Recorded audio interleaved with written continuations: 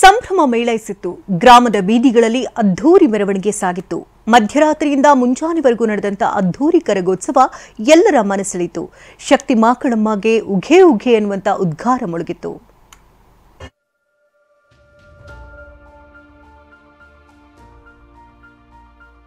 ವಿದ್ಯುತ್ ದೀಪಗಳಿಂದ ಕಂಗೊಳಿಸುತ್ತಿರೋ ದೇಗುಲ, ಹೂವಿನ ಕರಗ ಹೊತ್ತು ರಾಜ ಬೀದಿಗಳಲ್ಲಿ ಸಾಗುತ್ತಿರೋ ಪೂಜಾರಿ, ವಾದ್ಯಗಳ ಸದ್ದಿಗೆ ಹೆಜ್ಜೆ ಹಾಕ್ತಿರೋ ಯುವ ಪಡೆ.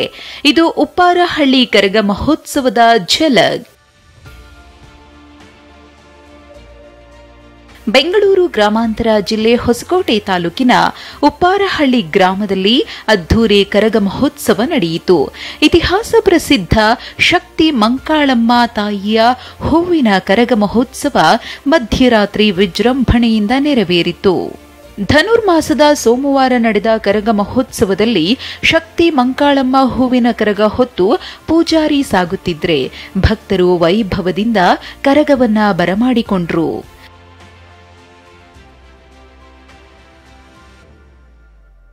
ಈ ತಾಯಿ ಬಂದು ನಮ್ಮ ಕುಲದೇವಿಯಾಗಿ ನಮ್ಮ ಭೂಮಿಯಲ್ಲಿ ಹುತ್ತದಲ್ಲಿ ಸಿಕ್ಕಿರ್ತಕ್ಕಂಥ ಉದ್ಭವ ಕಲಶ, ಆ ಉದ್ಭವ ಕಲಶ ಸಿಕ್ಕಿದ ನಂತರ ನಾವು ಕರಗ ಆಚರಣೆ ಮಾಡ್ಕೊಂಡು ಬರ್ತಾ ಇದ್ದೀವಿ 22 ವರ್ಷದಿಂದನೂ.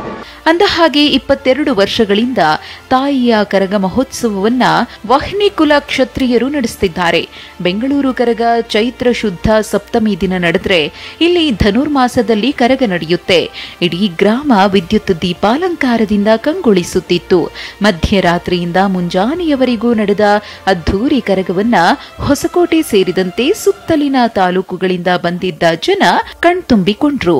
ಸತತ 22 ವರ್ಷಗಳ ಹಿಂದೆಯಿಂದನೂ ಅಮ್ಮನವರ ಕರಗ ಮತ್ತು ಕಳಶ ಮಹೋತ್ಸವವನ್ನು ವಿಜೃಂಭಣೆಯಿಂದ ಮಾಡ್ಕೊಂಡು ಬಂದು ಈ ಬಾರಿ 22ನೇ ಕರಗ ಮಹೋತ್ಸವವನ್ನು ಆಚರಿಸ್ತಾ ಇದ್ದೀವಿ. ವಿಶೇಷವಾಗಿ ಈ ವರ್ಷ ಹೇಳ್ಬೇಕಂತಂದ್ರೆ ದ್ರೌಪದಿ ಅರ್ಜುನ ಕಲ್ಯಾಣೋತ್ಸವ ಸುಧಾ ನಡೆದಿದೆ, ವಿಜೃಂಭಣೆ ಸುಧಾ ನಡೆದಿದೆ.